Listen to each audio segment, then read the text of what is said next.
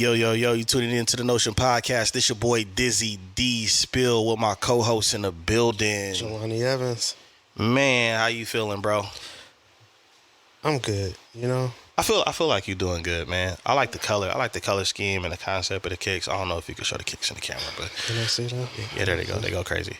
Yeah. And it was custom by you, right? Yes, sir. Yeah, man, it's going crazy, man. Oh, stuff. Appreciate that, man. Just trying to brighten things up, you feel me? Yeah, trying I feel to it. shift the energy, been trying to make adjustments mentally and, be more intentional, operating with purpose, on purpose. There you go. You I like feel that. me? Operate with purpose on purpose. I feel that. Yes, sir. I see you pulled out some patchwork Air Max 1s today. These old things, man. Yeah, okay. These old things right here. Yeah, okay. Yeah, man, they just, it's been a long time coming trying to find the right time to pull kicks out, you know what I'm saying? So, Yeah. I don't care. I'm pulling stuff out like every day now. Yeah, man, I be having the urge to, but it's it could be challenging at times. I've been working a whole lot, so it does feel great to actually, bust some kicks out. Can't pull no forces out at the job. But. Nah, man, not unless they black ones. It gets grimy. It gets shady, man. How you doing though, man? I'm good, man. I'm taking my time with trying to execute some things, but you know how it goes, bro. There's always hiccups with things that you have planned. There's always improvising that you have to do, and there's always a lot of times you got to practice patience. Yeah. Even when you feel like you shouldn't have to. That's the hardest part for me. Well, the thing about it is, like, crazy enough, you should always practice patience so that when those type of situations arrive or come up, you feel me, you're in a sense better prepared to check yourself and remain calm in those type of instances. Yeah. Although I do understand with not feeling like you should have to, feeling like you should be able to make certain things happen, execute at a certain level or a certain way, like when you're ready without any hiccups, Yeah, man. setbacks, Yeah, for sure. unexpected expenses. Yeah. I really want a custom pair now. Anyway, we're going to talk about that later, bro. Told you, I I'm got just you. looking, like, in real time, bro, looking at, like, the craftsmanship of the kicks, bro. I'm sorry if y'all, you can't be a part of this conversation, but you know what I mean? Me and this guy, this is the only time we get to see each other when we working because we both working. You know what I mean? Some of y'all understand it, some of y'all don't. Facts. You know what I mean? But yeah, bro, the craftsmanship is crazy. You should do it. Whenever you're ready. Oh, I'm ready. I just gotta, I'm you know what I mean? because it's like I do not like campaign customs, but No, a lot of people are not worthy yet. You know what I'm saying? Everybody can't wield the Thor hammer. there's like you know a what I mean? short list of people that I have okayed customs for. Yeah, You know what I'm saying? I'm on like 3 of those slots, so it's real. Actually, I got some other stuff going on. I'm gonna tell you, but I'm not gonna disclose it yeah, for sure. to these people. Yeah, Y'all cool, but y'all cool. You ain't know what I'm that saying? We cool. got love for y'all, but yeah, man. Can't know everything. Yeah, not everything, man. You're gonna take the excitement out of stuff. But yeah, man, getting into these topics, let's just get into it, man. I know you did your homework, I did my homework. It's been real hot. Dr. Umar on what is the name of that podcast? Forgive me. Because I do listen. I just started listening to this podcast Is it over like the past Daily month. Re-Up or something like that. Yeah, Daily Wrap Up Crew. Wrap up. There it is. I like those brothers, man. They over there on the East Coast. Shout out to Daily Wrap Up Crew. But Dr. Umar said some controversial things, and I forgot to also mention to you before we started yesterday that I seen another controversial thing that he did, like right after he did that interview. I guess he did I don't know what you call it when a rally or something in Jersey where he's getting on the sisters. But going to this first, we are responsible for our women's frustration and the Pookies and Ray Rays in our community. I don't know if he's so much as saying responsible, that we are responsible for Or accountable.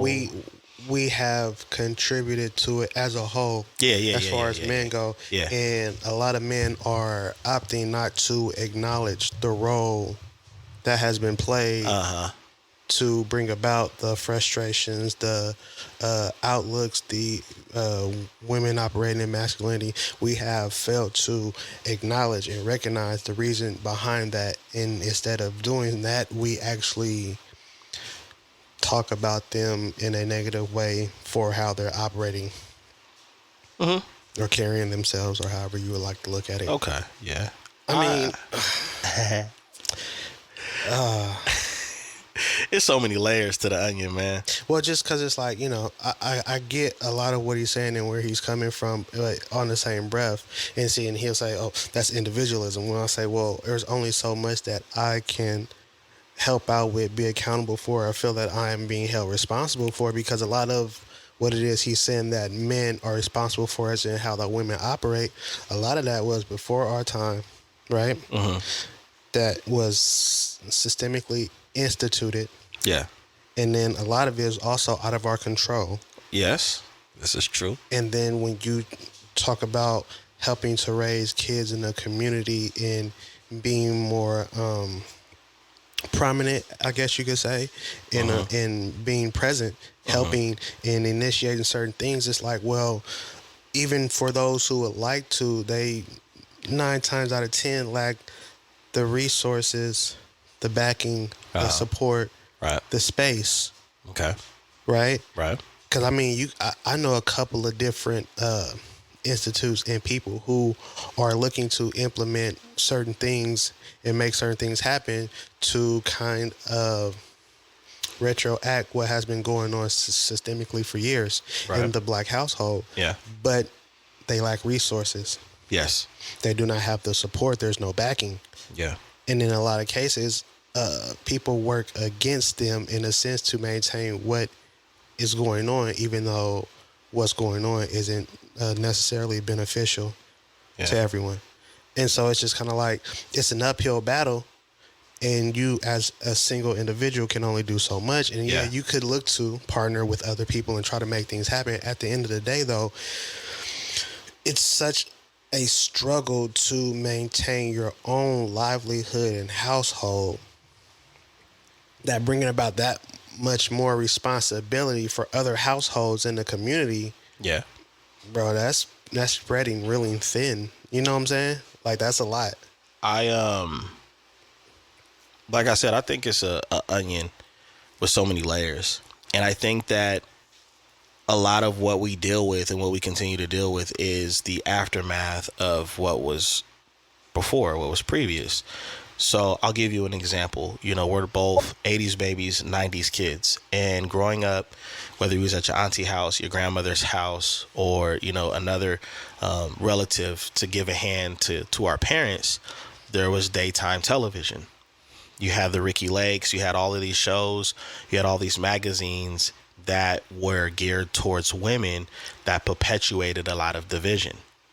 And I think what has happened in that time period is now, you know, you tell these women that have just now became or starting to become single mothers how their counterpart is the full blame and how they deserve so much more and all of these different things instead of something more progressive. And so that started the snowball effect of more division with what happened with mass incarceration. You know what I'm saying? So you have mass incarceration, you have a spike in unemployment, you have a destruction of the family, and then you have daytime television, which is my opinion, the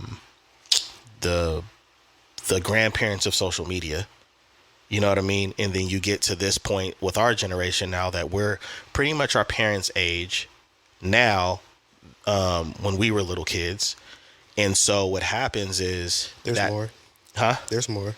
Because, like, there was something that he stated as far as, like, okay, mass incarceration, right? Mm-hmm.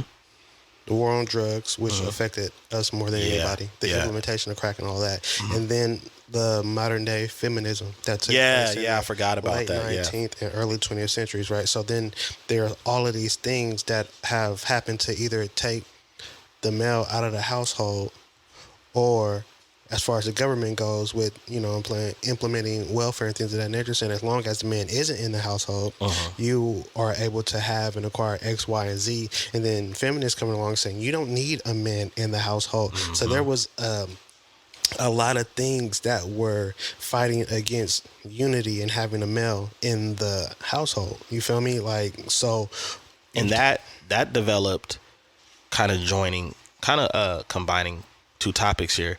That that started the development of the masculine, more women becoming more masculine because of the concept of I don't need a man and you don't need a man, and whatever I can do, you can do better. I mean, we see it in business today. Well, because on the same breath, it was like in the midst of not needing a man, you also have to do the jobs and the role of a man, because now you are a single mother. But if you have boys, how are you going to raise them into men? Yeah.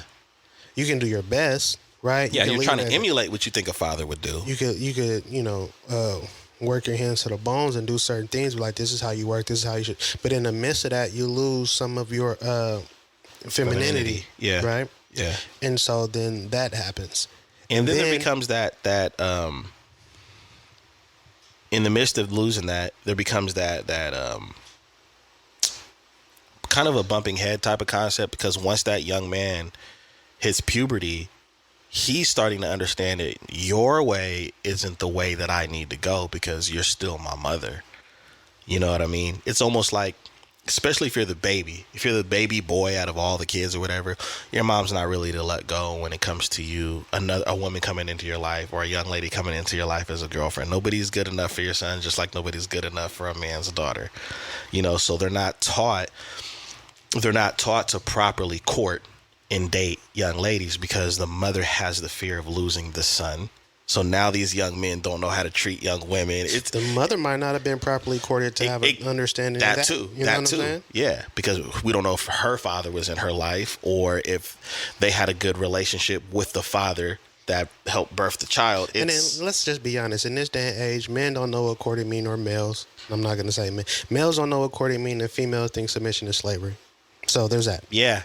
We won't delve deep into that. Yeah, that's real deep. You know what I'm saying though? Yeah. So there's that. Yeah. It's craziness though. It's insane. It's insanity. And I think the problem is when they were having that conversation with Dr. Umar, I like a lot of his points.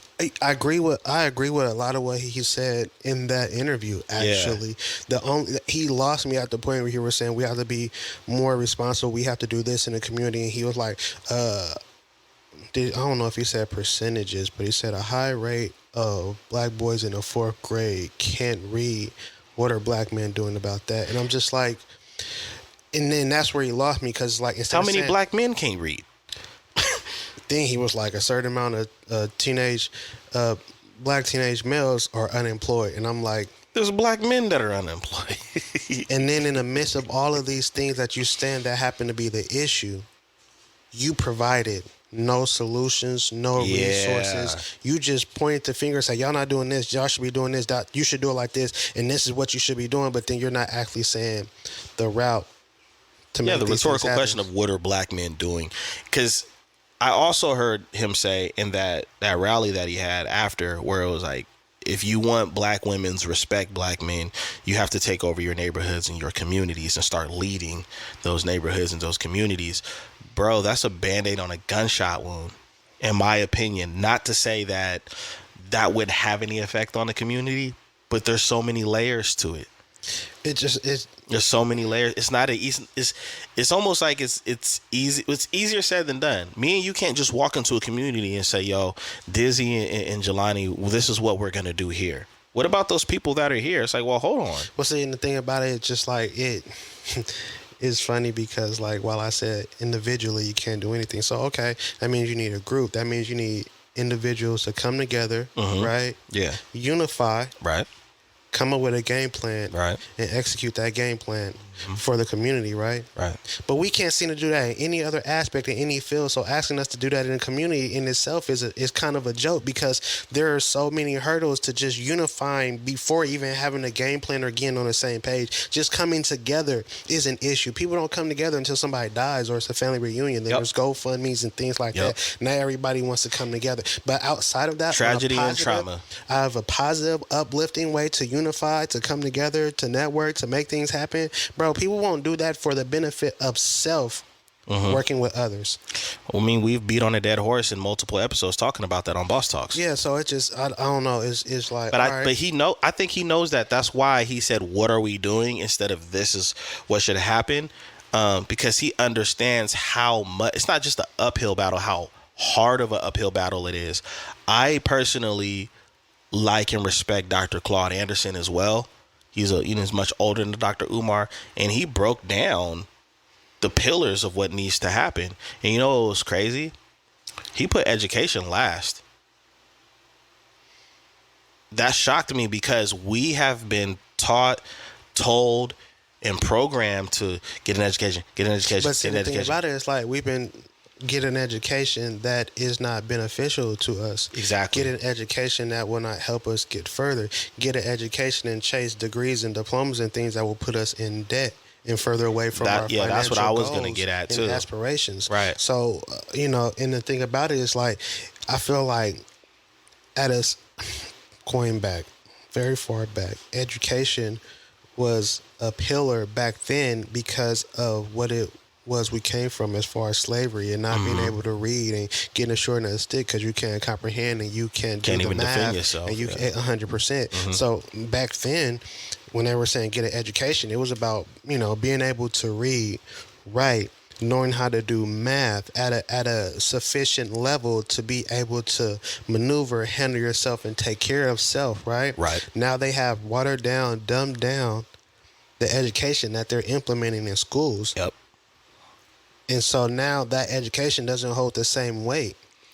That's why there are fourth grade boys who can't read, because are they teaching and implementing the reading the way that they are supposed to? Yeah. I mean, the curriculum always changed. I know for out here in California, the curriculum has changed so much from when you and I have been in school to even people younger than us that have been in school. It continues to change. Bro, I remember I was doing volunteer work, and I was working at a community center where we were doing homework and everything, and it was like the way that I did math as opposed to how they're doing math now. How they're doing math now is unbelievably difficult for no reason. It was hard to say that. It's unbelievably difficult for no reason, bro. That word's whooping my ass today. Unbelievably difficult. Yeah, it makes no sense. Basically, it doesn't. Like even Mr. Incredible was mad. He said, "Why are they changing math? Math is math." Like they had this box and like things, and you do this plus this, whoop de whoop to get this, and I'm just like, but why don't you just do this plus this or divide it by what's up with all the extra steps to come up to the same conclusion? Not only that, but we're in the real world, right? 100%. And in the real world, when you go get your oil changed, when you go buy groceries, when you have a transaction at the bank, none of this applies. Bro, none of this applies. I don't ever remember using the Pythagorean theorem in real life. Oh, dude, don't get me started on how many things we've learned in school that we don't use. It just I don't know. It was. And that's even our generation. So I can't imagine with the youngsters. What they've implemented now to make it seem like they're actually teaching them when in especially reality, with everything, they're probably like setting them up for everything going digital too. You know what I'm saying? So you're doing half of the work. But I will say something about the word education. The problem that I have, and the thing that I feel like was miscommunicated about the word education, is that is a very broad word, but it was narrowed down with the intention of it being reading, writing, arithmetic, and whatever. Education to us, what we, like our ancestors, that people didn't realize was if you were a blacksmith, if you knew carpentry, you have to be educated in those fields as well.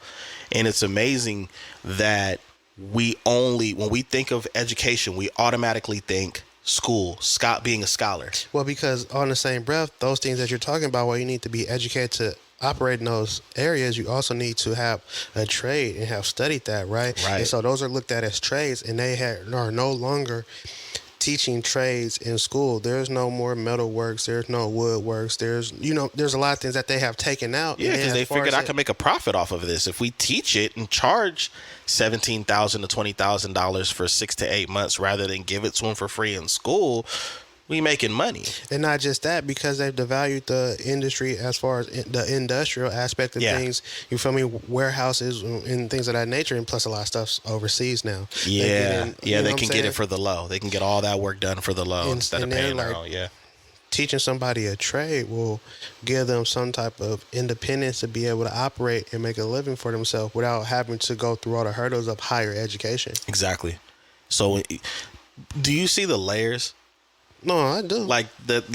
So, and we're in everything that we just said over the past, I'll say, minute, right, about trades and education. These are things that affect the black culture, but these are things that affect black men on a heavy level, because when you look at when slavery was abolished, guess who knew all the work skills? We did. You understand what I'm saying? We knew how to do all of these things. And that's why there is a time in history where we were able to build communities, because we built everybody else's community as slaves. And then there were times where it was easy for us to get jobs, and we were able to benefit from jobs and buy homes and things of that sort, because we were the most skilled workers of that time. So when you start taking all those things away, and mind you, a lot of these men were not scholars. They worked with their hands, and they knew techniques and skills. So when you take all that away, and then you add in drugs, and then the war on drugs, and then things like the 3 strikes that happened heavy in the night. Now, where all these people are locked up, all these people that do have skill. That's why it's funny, if you ever watch prison documentaries, how talented a lot of the prisoners are and stuff that they can create in those walls. They're making guitars and doll houses and all kinds of stuff with toilet paper and all kinds of things in that environment. Those are very skilled people. So what happened? How did you go this direction? And of course, we know how that happened. So then you fast forward to 2023, and you're talking to people like us that are in our mid and late 30s about how, collectively we're not doing this or we're not doing that. When this was a big problem, me and you were children. So who was preparing the Dizzies and the Jelanis and everyone else to say, we need to teach you that? There was nothing there. There's nothing there. And I think that's the big sickness in the culture, is that we have a sickness in the culture between the young and the old, where the older is looking at it like, when you get this age, you're responsible for this. And they're not teaching us how to be responsible or how to counter respond to a lot of hiccups. You get out there, you earn your own. Well, guess what? Everybody that we're running the race against, they're not just earning their own. They're actually inheriting things, tools, opportunities, finances, and we have to compete against that with nothing. So when we're in a race against somebody, if we're in a house building race against other cultures, right? And that other culture has 4 other helpers to help build. One of those helpers has wood. One of the person's an electrician. The other person knows concrete. The other person's an architect. We're already behind in the race, regardless of we have a hammer running towards. And then we have to go recruit our crew. Well, we have to figure out how to resources and education on how to make these things happen, and then try to find people who are willing to work with us to make these things happen. Right. All in the midst of while other people are making it happen. Exactly. And then, so when you look at it like that, it's like even when you look at classism in our culture, the people that are the most affluent African Americans, we'll call those Black conservatives. Okay. The majority of Black conservatives want to keep their spot. They want to keep their status. They want to keep their net worth. And they're not really motivated to help anybody that's not on their level or collaborate. To reach down and pull people up. Yeah, they're not like, hey, man, I did it. You can do it. Then you have middle class Blacks, right? Well, they're like, yo, I'm trying to hold on to the little bit I have. So, yo, I rock with you, but yo, me and mine first. And then you have the poor Blacks that are like, for what? Help for what? I smell piss in the hallways every day. I don't eat every day. I don't have money. My granddaddy's sick. My mama's sick. These people trying to jump me in the hood. I got a gangbang. So when you look at the three different classes, who's gonna help who? How are they gonna work together? So when I heard that statement, well, Umar's like, bro, you make it sound like we can get it done in a week. But you have to get those three different mindsets and lifestyles to be on the same page. And the thing, and like again, you feel me? It's like saying what needs to happen without truly acknowledging how handicapped we are behind all of the systemic issues that have happened over the past. We could just say 30 years. Yeah, we could say 30 years. It was more like 50. 50, but the past 30 years, like now that you can see so much with technology, yeah, absolutely. And by the way, all those points that I was just making, we're just talking about the men. We're not talking about how the women struggle, because even though it's popular right now for a lot of women, they're all coming together, but I do feel like a lot of our women are coming together because there's a common enemy. But even the women. But here's what's crazy about it. We're the common enemy. Yeah. We're two sides of the same coin, but we're the common enemy. Because that's what has been painted. Yeah. Right? Absolutely. And because of those things that we spoke on earlier with the men not being in a household and feminism and women masculinity and whatnot, it's I could do what you could do. I could do it better. We want to be in your spaces. We want to be paid the same. All of these things, right? Uh-huh. And so now we've been pitted against each other instead of the people who are truly oppressing and holding us back. Uh-huh. And there's still secret civil wars in that movement too, because some sisters don't like, and it's more than just what are you going to do about it. There was the Pookie and Ray Ray comment that he made too, and he said there shouldn't even be a Pookie and a Ray Ray, which I think is virtually impossible because every culture has that. I don't think we should be focused on why they exist or not. I think we should be focused on what are we going to do about the ones that are not that. You know what I mean? Yeah, because there's definitely a higher percentage that aren't, and it's well, because you see what what are you doing to make sure that there aren't any? It's like, bro, again, even if I'm able to extend to my community, that's one community in the city, in the state. Yeah. It would take everybody unanimously. Yeah. In our culture, in a position, willing to, with the, ability to coming together and unifying and kind of getting on the same page. It would take a network, right? Yeah. And we can't seem to establish that. We telegraph our punches by getting out there in the open and speaking about a lot of stuff that actually happens to, stagnate the movement, because once you talk about what it is you want to do, there are certain things, certain beings and energies that work against you. And we love to update the progress. We love. How many times do we see somebody? It doesn't even have to be somebody that's a part of a movement. Just somebody that's happy that they got something. Yo, I just want to thank everybody, and I've been blessed. And why are y'all doing that? There's people out there that don't want to see that happen for you. That don't want to see that happen for your group or your family. Stop doing that. Someone I know had posted something that they accomplished, and while it's dope that they did that, and proud of you and everything, why? Because at the end of the day, you putting it out there for people to put negative energy and thoughts towards that to work against you. And the whole thing about it is, if you're one person operating a certain way and you have a certain amount of energy, but you put something out and now you have 4, 5, 6, 7 people from a mental and energy and spiritual standpoint working against you, it makes your battle just that much more difficult to get where you're going, because you have people that you aren't even aware of knocking you, hating you, working against you from a spiritual and energy standpoint. You got to keep things quiet. That's why they say, you shut up. Yeah. Be quiet about things. Don't put things Wait until it's there. undeniable. Once it's undeniable. Once it's done, once you execute it, where you're trying to get, where you're trying to go, once you reach your destination, then you can be like, this is what I did. This is what I made happen. Boom, boom, boom. Right. Because I've done it myself. You feel me? I posted something. Oh, I've been guilty of it as well. Yeah, you know what I'm saying. Sure. But it's a learning point for sure to be like, you gotta keep things quiet and keep them close to the chest. Like, there are people around you that you can confide in and converse with and talk about those things with, but putting things out on a public platform or putting it out there in a public and things like that, that doesn't seem to be the best way to go about things. No, it's not the wave. It really isn't.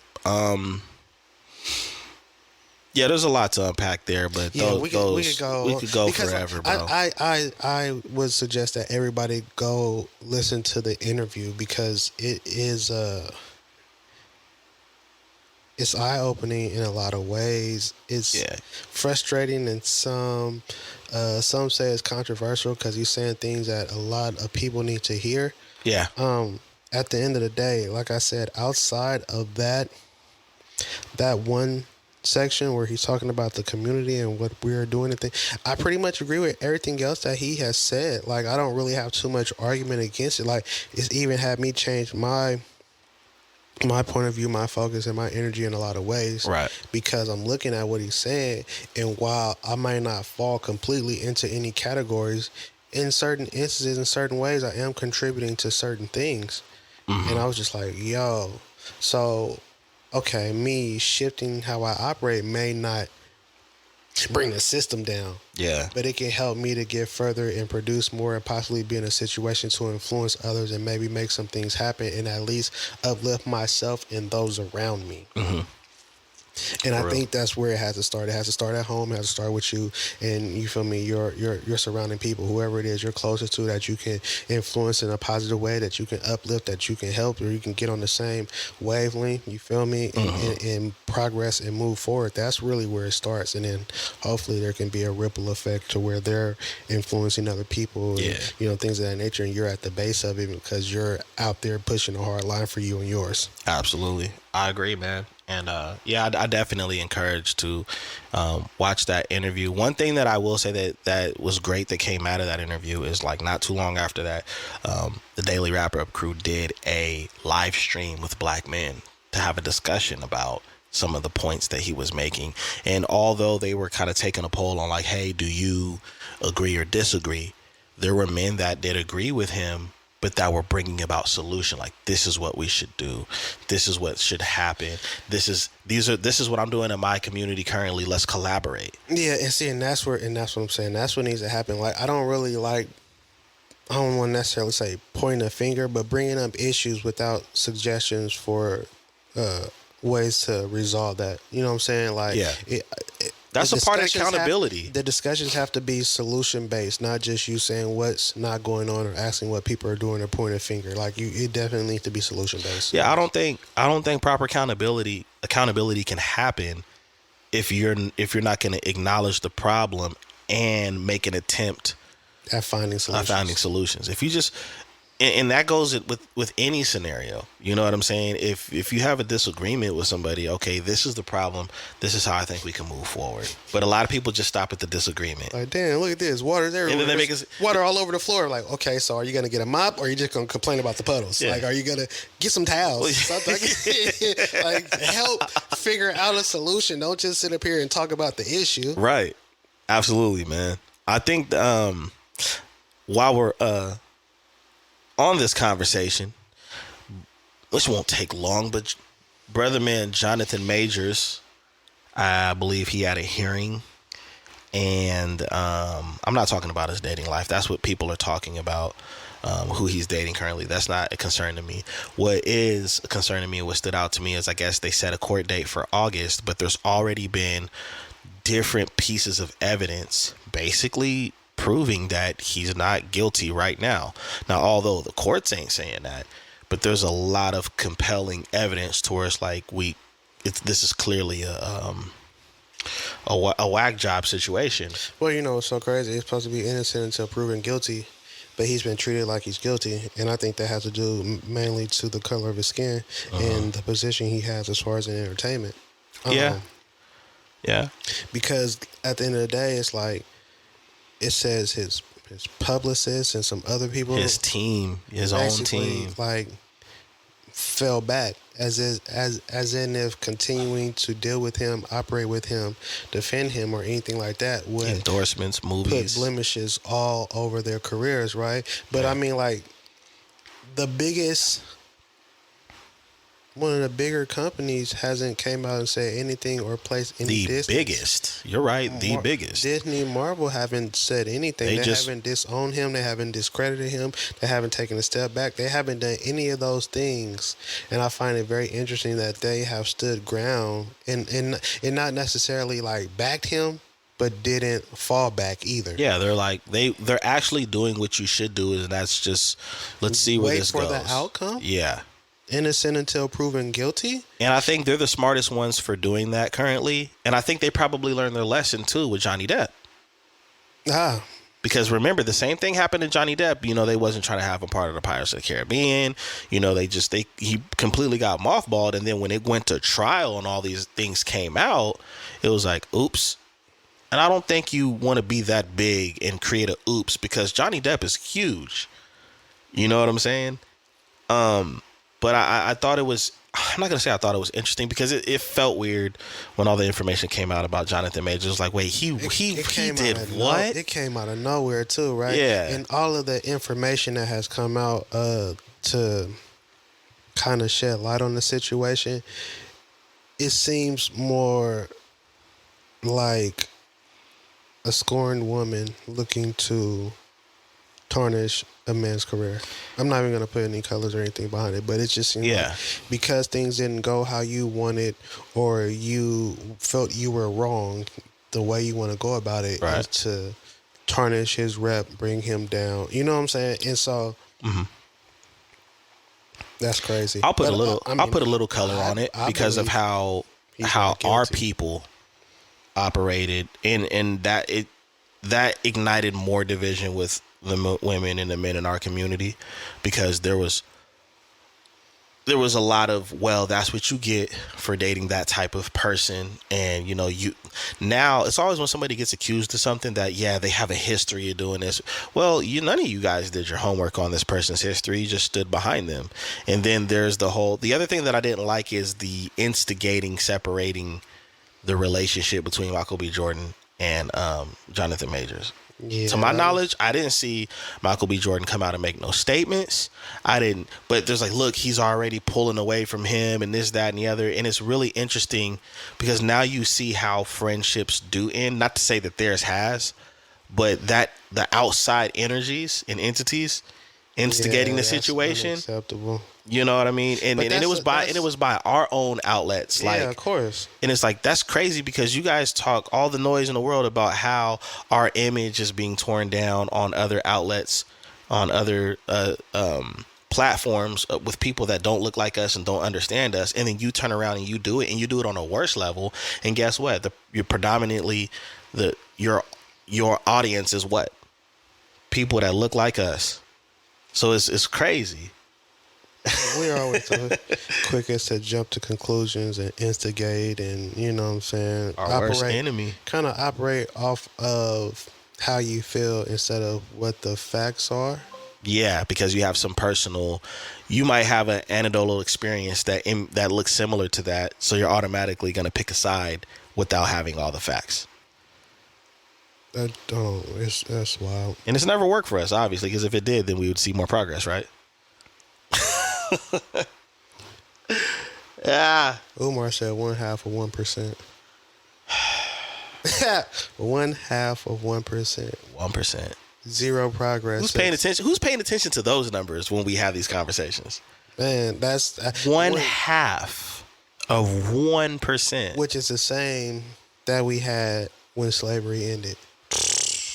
So he said zero progress, bro, and that blew my mind because he's right. I think this might be controversial. I think that the history that keeps getting repeated about where we came from, why we went through the things we went through, a lot of us that care about our community know a great deal of information. We may not have all the numbers, but we know a great deal of the information. I sometimes feel like that information is for those that may not be aware, that are in our culture, because maybe they had a better upbringing, and maybe they had family members that didn't want to teach that because they wanted them to move through the world blind. But I think that sometimes is part of our problem. I don't think critical race theory or anything like that should be snatched out of the education system, because that's a part of American history. Whether you like it or not, whether you are tired of feeling like your ancestors are guilty, if you and your family are operating off of the blood money, you do need to know that.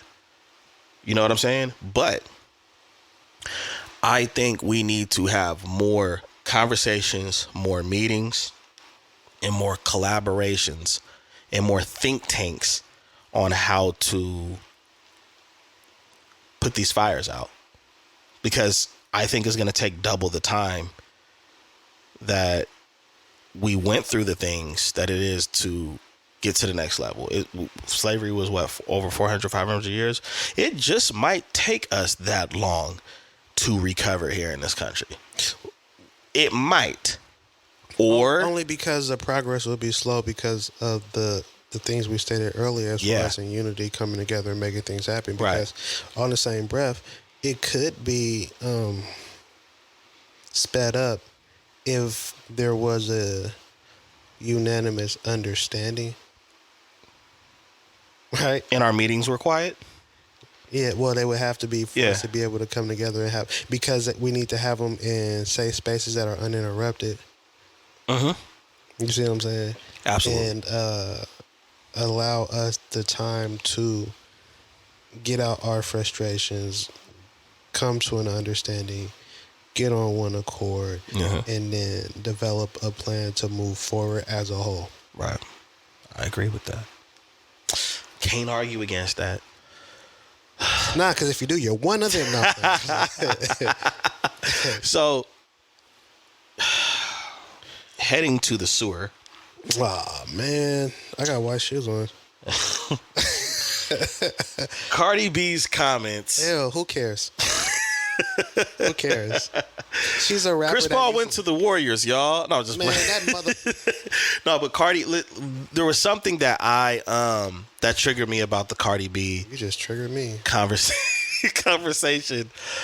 And I'm gonna be honest, it turned into not just being about Cardi B, because I listened to some commentary about the Breakfast Club, and I'm really disappointed of how I'm feeling. They have gone. Yeah, man. Like, with all of the work that they put in and some of the creativity with how they ran their platform, I just I don't feel it. I'm not feeling it. It's getting ratchet. Well, yeah, you got Jess with the mess on there. Yeah, and I think that what my issue is that Jess Hilarious actually agreed a little bit with the. Well, actually, let's go ahead and start where.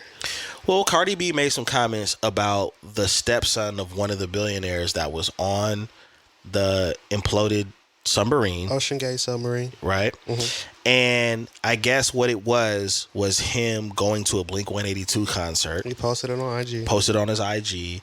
And somehow it got across Cardi B's desk. Mm-hmm. And so she took it upon herself. And it's funny how karma works, by the way. So she took it upon herself to comment on maybe his productivity during a time like that in his life.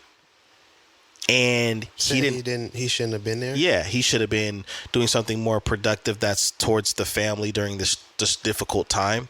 And so he got offended by that, which he has every right to. And he responded even more harsh than she came off, which at that point you poked the bear. You can't poke the bear and tell the bear how to respond. Yeah, it was kind of crazy because somebody was like, oh, well, she said this, and this, and he responded like that. And I feel like his response and his comments were unwarranted. So was her opinion, though. Yeah, you guys don't have a personal relationship. Nobody asked you how you felt about what somebody else is doing and how they're operating in their life and how they're dealing with, coping with, or handling any type of situation that's kind of irrelevant to you. Well, you put it on social media. People post stuff on social media every day. That is not an invite to give your thoughts and opinions and just I'm not gonna say attack, but insert yourself in things that have nothing to do with you. To me, I take it as an attack, but look, dog, Dave Chappelle said it best, okay, on his special when he said stop interviewing these rappers. Right now we have Ja Rule on the line. What are your opinions, Ja? And he basically said, well, I don't give a damn about what Ja Rule thinks. Bruh, like, and that's why when you said Cardi B, I was just like, who cares, bro? This is the second time that she's been brought up in a scenario that she should not be. Like when Joe Biden sat down with her, she is not the representative for us as far as in what we think and how we feel and what we want. But the thing that I didn't like, especially when the Breakfast Club had their comments, is they was like, oh, now he's coming after like her career and X, Y, and Z. Well, because what he said, and I'm not even mad at it, he said, is your career doing that bad that you're trying to gain some type of clout or notoriety exactly off of what it is I'm going through or what I'm dealing with my family? I mean, mind your business. All right, you seen that he posted something you don't agree with. Okay, just because you don't agree with it don't mean that you got to make comments or put anything out in the public. You're not his publicist. You're not his friend. You're not close to him. You don't even know this man. I'm going to keep it a bean with you, bro. I feel like if you really, that's not what it looks like if you're really concerned, because she could have easily slid a DM to him and say, hey, I know we don't know each other or whatever, but take it from somebody that's an entertainer and people getting the wrong idea about some of the decisions you make or whatever when the spotlight is on you, then maybe, I would encourage you to do A, B, and C. Maybe that's your way of coping with it, but I just know how things look and how people try to attack you with every little move you make. But no, that's why I feel like her intentions was clout. I'm agreeing with homeboy. I feel like your intention, when you do something publicly, like that, instead of addressing somebody privately, hey, I think it's clout, because you could have easily went to that person and had a conversation. Now, if somebody addresses you publicly and you want to respond publicly, which is what he did, then it's fair game. So I don't really knock dude. And I feel like Breakfast Club was being biased because they have an opinion in a whatever appreciation they have for Cardi B. But but it's funny how what I was gonna say is the karma aspect, bro. Because right after that, what happened? Now all of this drama with her and Quavo came out, or not Quavo, Offset came out, where some female came out talking about they're messing around and pulled out receipts. And it's like, man, karma spent the block on you quick, because you over here talking about how somebody should be conducting themselves in their family. And then look, now your dude is on the media again with, some girl that done came out talking about they've been messing around and this, that, and the other. And guess what she's doing? Trying to defend herself. Hold on, I'm going to IG to comment on your page. I don't think. To me, I looked at that as karma. Not that that's what you get, but it's like, this is why you got to sit down and just stay quiet about how somebody's doing their business with their family, their business or whatever, because just that quick, now the spotlight is on you. For the wrong reasons. Womp, womp. What are we doing here? I don't. Laughing. No, that was immature. Man. No, it wasn't. It was warranted. Yeah. And funny. But I mean, like, dude, that's just a whole big mess, man. And I am getting burnt out of certain people being the ambassador or the representative to have conversations about anything critical in somebody's life or as a culture. Like, I'm getting burnt out of that. I'm getting burnt out of so many individuals feeling the need to publicly give their opinions on how people operate just because they post on social media. If you like it, then like it. If you don't like it, then don't double tap it and disagree with it and move on. Why do you have to be vocal about how you feel about not liking something, especially when nobody asks? I have two opinions. There's a part of me that I 100% agree with you. And then there's a part of me that I do love and appreciate when people that have a following or a platform that denounce and go against the grain of something that's just pure trash. Like when I hear influential women come out and say, yo, what you young ladies are doing is not the business, I'm all for it. When I hear But that's also popular MCs as a whole, yeah, instead of singling singling a somebody person out. out. Yeah, And that's yeah, what I you're mean, right. like singling somebody out, going specifically. Like, yeah, I mean, as a whole, yeah, there's a lot of stuff I disagree with that women are doing on social media. A lot of it's trash and distasteful as a whole. But I Yeah, didn't go up and be like, yeah, at such and such and such, get your cheeks off the screen. Yeah. Like, you see what I'm saying? I didn't do that. You know, there's Yeah. a difference. and that's the part too. I don't even want to go too deep into because we already covered it. But that's the part too where I have pushback as far as in what men and some women are doing as far as in trying to better their communities. Because yeah, there's a lot of music out there that's awful and influencing the wrong type of behavior. But just because that's being popularized and that has the spotlight doesn't mean there's artists out there that are trying to go completely against that. And some of those artists are big names. Kendrick Lamar, J. Cole, these guys do try to give you a different message and try to give you a different way to look at life. I also feel like, well, man, it's But we choose to What? put certain people on a platform and acknowledge what they say over some of these people that are trying to say something different that's more progressive. because it's controversial. Yeah. You feel me? Yeah, because that's the it, new. it draws numbers, it draws traffic. You feel me? Like it's funny because a lot of the rappers who will talk about shootouts and spinning the block and selling drugs and all those type of things have never lived that lifestyle. I'm not saying all of them, but there are a lot who glorify that type of stuff, never have done it or being in the midst of any of those things, right? Yeah, because the minute they do it, they get caught and locked up. Well, because if the thing about it, if you were already rocking like that, you would be moving differently already, right? So it's just like, I don't know. And then it's like, you know, you sit out here and you glorify that type of stuff, and then say you actually do go out here and do something, and you end up in front of a judge like Melly or somebody like that, and now your life is no longer in your own hands, and you're sick, and you're feeling some type of way behind it. And if you had ever experienced anything like that beforehand, guaranteed you wouldn't be making that type of music. Yep. You understand? Like, Yep. if you have ever gone to jail, had to stand in front of a judge and be sentenced and have time, life taken away from you, there's no way you would be glorifying doing anything in the streets that could bring about that lifestyle. Yep. Not unless you're just plain stupid, because it's not even ignorance at that point, because you know. Yeah. That's just plain stupidity. Yeah. And so I just feel like a lot of those who talk about that either don't know anything different and they really rock like that, or they have no real knowledge of that type of lifestyle and they're doing it for record sales. Oh yeah, for sure.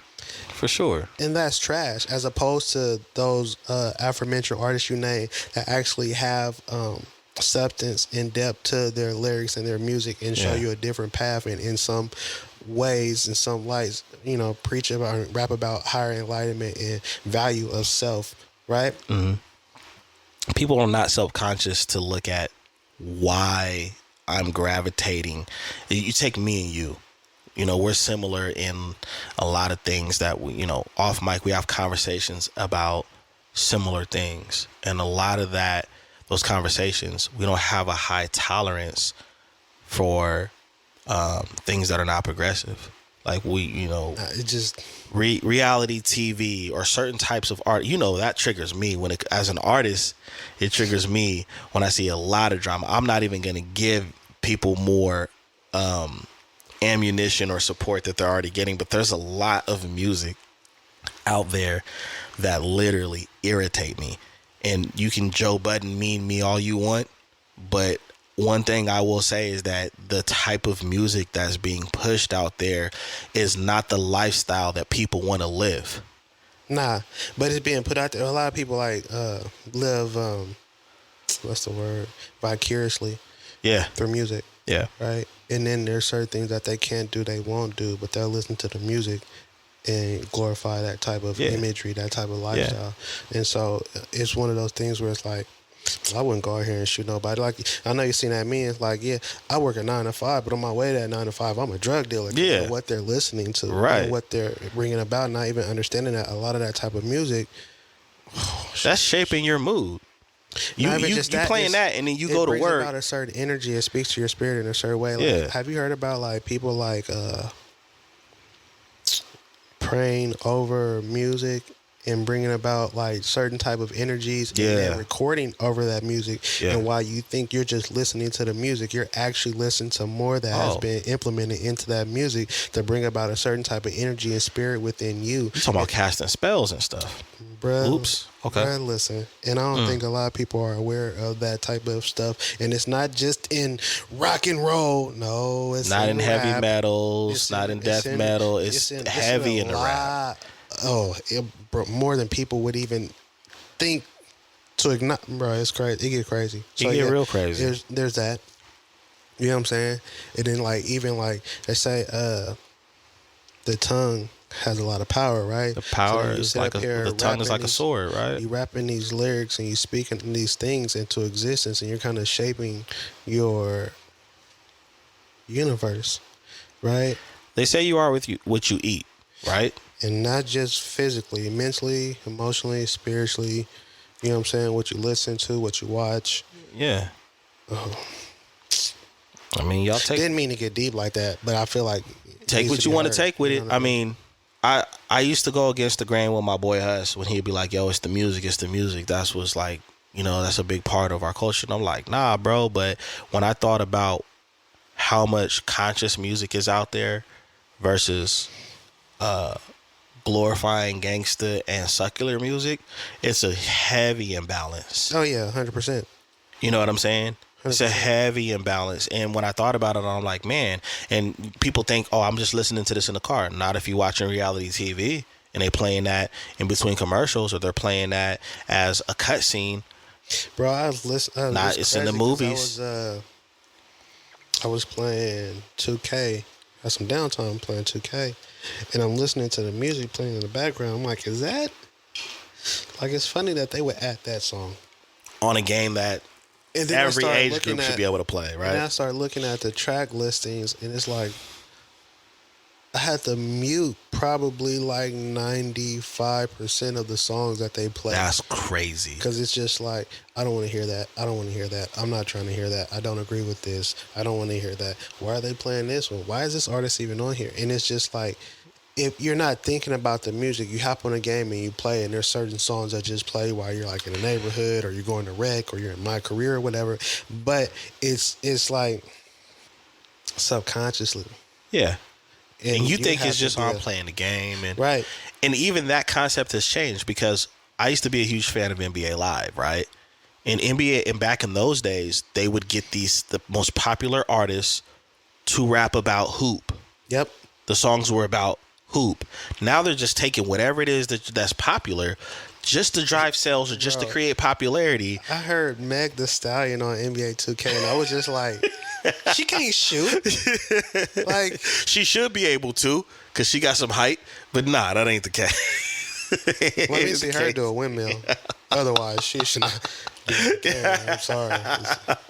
But yeah, that just shows, that's just a perfect example of like the transition of how it used to be, because it made more sense back then. No, 100%. It's not even about having an old school mindset. It's like this correlates with what we're presenting to you. Bro, but you now, remember that Jadakiss freestyle for the Iverson commercial? yeah, What? yeah, they could bring that back right now, and I think it'll still do well. Going crazy. Well, no, because Iverson ain't playing no more. Even though he's top 50 easy. Yeah, there's a lot of baby Iversons out there, if you ask me. But I wouldn't even call him baby Iversons. It's off the family tree, very low branch. wannabes. Low branch on the family tree. You ain't even got the whole. You ain't got but that man influenced the NBA though. No, the NBA 100%. looks the way it looks because of Allen Iverson. yeah, no. Shout out to AI.